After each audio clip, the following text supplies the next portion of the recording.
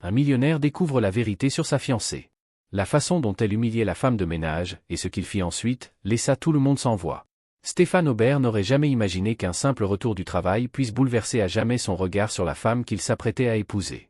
Un fin crachin d'octobre tombait sur Lyon lorsque Stéphane gara sa Mercedes dans l'allée de la grande demeure qu'il partageait depuis 2 ans avec Anna Liez, sa fiancée allemande.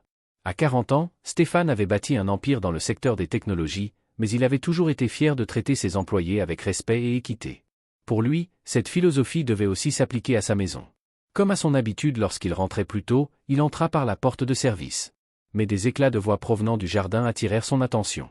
Intrigué, il s'approcha de la fenêtre de la cuisine, et la scène qu'il découvrit le glaça. Anna Liez, la femme qu'il aimait, hurlait sur Jeanne Martin, leur gouvernante de 50 ans, qui travaillait pour eux depuis presque 3 ans. Jeanne portait 2 sacs poubelles et peinait à les amener jusqu'au conteneur près du portail. « Tu es une ratée » cria Anna Liez, le visage rouge de fureur. « Regarde-moi ce désastre, tu as laissé tomber les déchets par terre.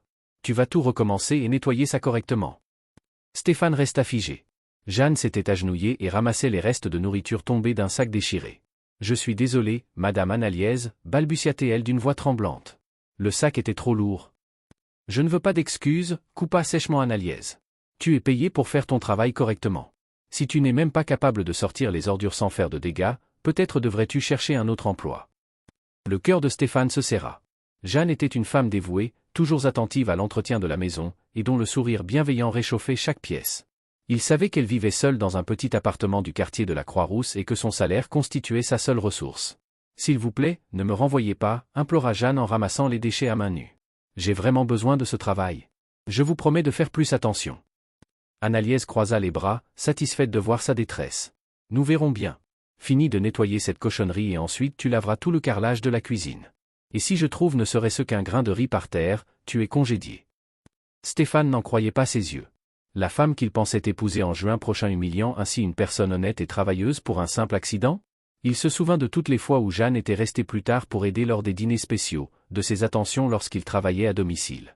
Quand Anna Liez rentra finalement à l'intérieur, laissant Jeanne seule à genoux dans le jardin, Stéphane prit une décision.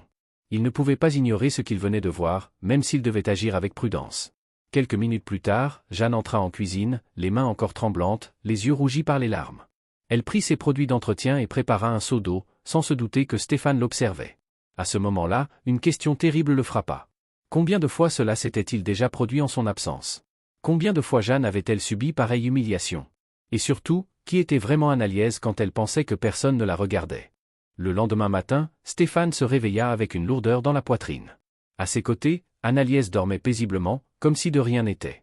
Il se leva tôt et descendit dans la cuisine, où il trouva Jeanne déjà à l'œuvre, préparant le petit déjeuner comme à son habitude. « Bonjour, monsieur Stéphane » dit-elle doucement. Mais ses yeux gonflés trahissaient qu'elle avait pleuré. « Bonjour, Jeanne » répondit-il avec un pincement au cœur. « Comment allez-vous ce matin ?» Elle hésita, esquissa un sourire forcé. « Ça va, merci. Le café sera prêt dans quelques minutes. » Toute la journée, dans son bureau du cours Lafayette, Stéphane fut incapable de se concentrer. Les images de Jeanne humiliée le hantaient. Le soir venu, il rentra plus tôt et décida de ne pas garer sa voiture dans l'allée, mais dans la rue, afin d'observer avant de se montrer. À peine arrivé près du portail, il entendit à nouveau des cris venant du jardin.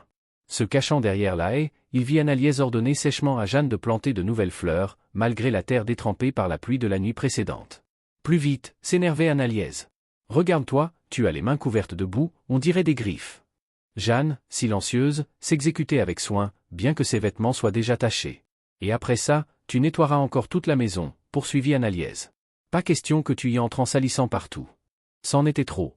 Stéphane se dirigea vers la porte d'entrée, fit exprès de claquer en entrant et lança d'une voix forte. « Anna Liez ? Où es-tu » Elle arriva aussitôt au salon, sourire mielleux aux lèvres. « Bonjour mon amour. Comment s'est passée ta journée » demanda-t-elle en l'embrassant sur la joue. « Bien, répondit-il d'un ton neutre, l'observant attentivement. « Et toi, qu'as-tu fait aujourd'hui » ? « Oh, rien de spécial. Je me suis occupé du jardin. J'ai demandé à Jeanne de planter les fleurs que j'ai achetées hier. » Intéressant, et où est-elle maintenant ? Elle prend une douche. La pauvre, elle s'est salie en travaillant dans la terre, répondit Anna Liez avec une fausse compassion.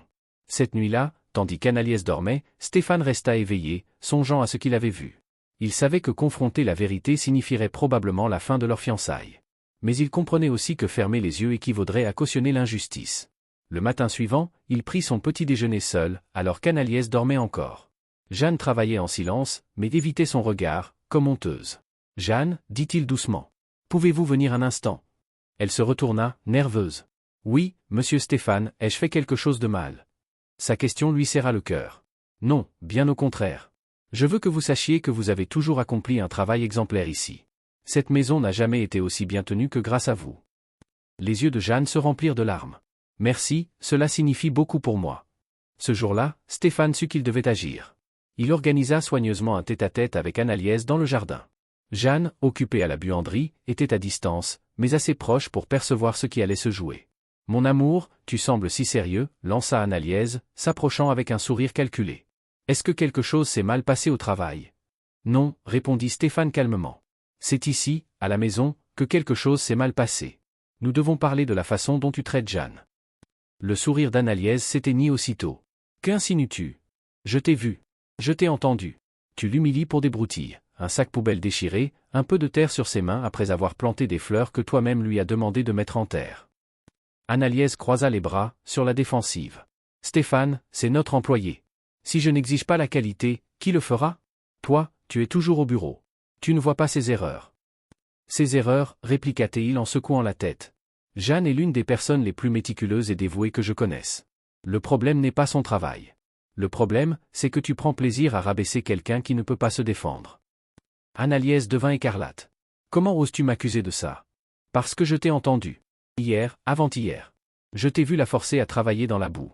Je t'ai vu lui crier dessus pour des choses que n'importe qui réglerait par un simple mot. » Elle comprit qu'elle était démasquée, et son masque tomba.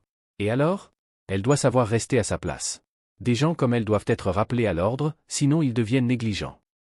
Stéphane fut envahi par un mélange de dégoût et de tristesse. « Tu entends ce que tu dis ?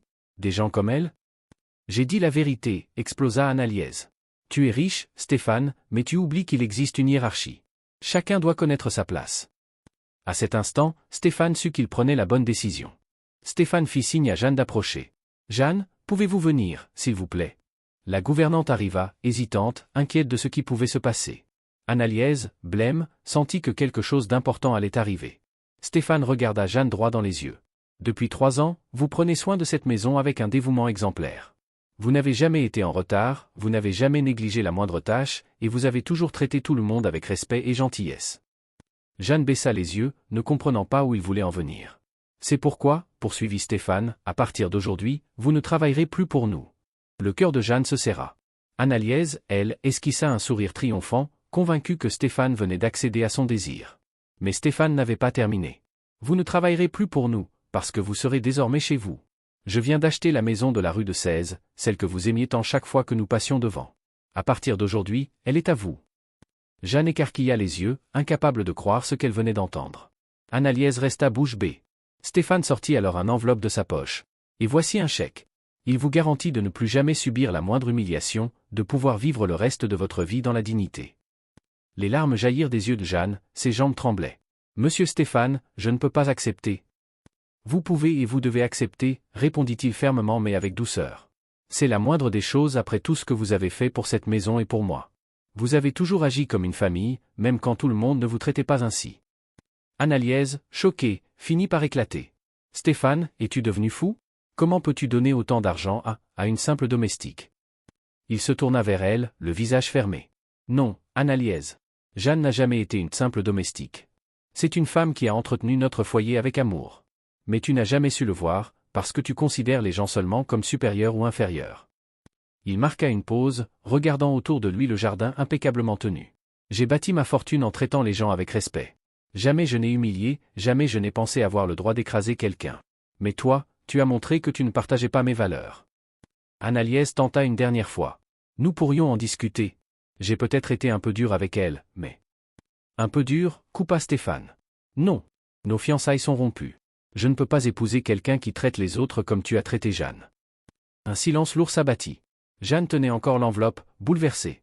Annaliese devint livide, elle comprit qu'elle venait de perdre non seulement son fiancé, mais aussi la vie de luxe qu'elle espérait. « Jeanne, » dit Stéphane doucement, « la maison est déjà à votre nom. Les clés sont dans l'enveloppe, avec tous les papiers. Vous pouvez y emménager dès que vous le souhaitez. » Jeanne finit par articuler, la voix étranglée par l'émotion. « Mais, pourquoi faites-vous cela pour moi ? Stéphane sourit, le premier vrai sourire depuis des jours. Parce que vous méritez d'être traité avec dignité. Et parce que j'ai compris que le caractère d'une personne se révèle dans la façon dont elle traite ceux qui ne peuvent pas se défendre. Une semaine plus tard, Anne-Aliès avait quitté la demeure. Stéphane apprit qu'elle tentait de répandre des rumeurs sur lui dans la société lyonnaise, mais ceux qui le connaissaient savaient qui il était vraiment. Jeanne s'installa dans sa nouvelle maison. Elle envoya à Stéphane une carte, la plus belle qu'il eût jamais reçue, pour le remercier de lui avoir rendu sa dignité. Stéphane en tira une leçon précieuse. Parfois, on perd des gens que l'on croyait aimer, mais on gagne la certitude d'avoir fait ce qui est juste. Et ce qui est juste, parfois, c'est d'offrir à quelqu'un non seulement une seconde chance, mais la première chance de vivre avec une véritable dignité.